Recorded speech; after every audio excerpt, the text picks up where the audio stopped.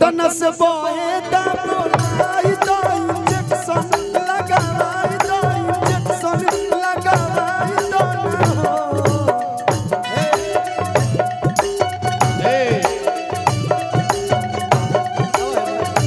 बबुआ के पापा के बोला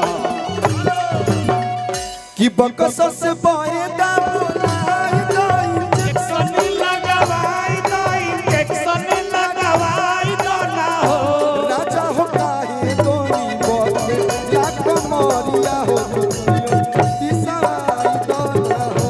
राजा हो काहे तोरी बोले लाख मोरिया दुनिया पिसवाई तो ना हो राजा हो काहे तोरी बोले लाख मोरिया हो मोरिया तू दबाई तो ना हो राजा हो काहे तोरी बोले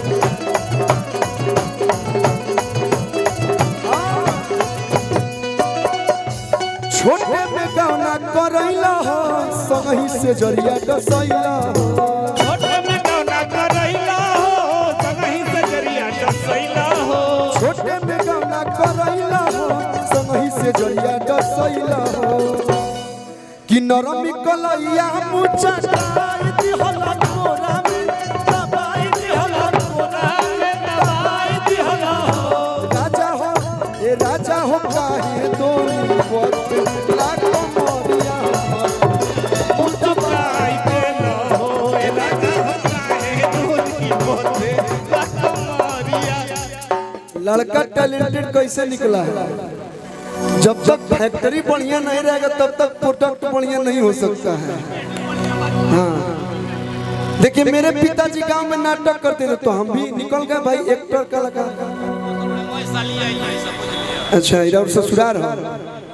मैं सालिए सरोज बाबू यही से कहत नहीं तने चटक होली सुनाओ बाबू कि मर मरदा के गोली आई दादा होली गाई हो हतना गार्जियन लोग बैठल लोग शर्मो लागत है लेकिन देखिए जो आप लोग सुनिएगा वही ना सुनाएंगे।